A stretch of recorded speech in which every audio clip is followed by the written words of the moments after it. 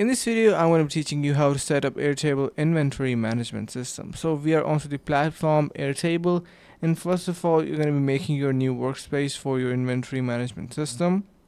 You can start away with templates, or if you want to upload anything, you can do that. So I'm going to be getting started with AI, and you're going to be defining that you need an inventory management system. Let's just say you are in a library, or maybe you are working in a large firm where you need an inventory for a couple of products that are being delivered and are on hold, or stored in a different factories or units. So you can simply define everything in here, like for example, create an inventory uh,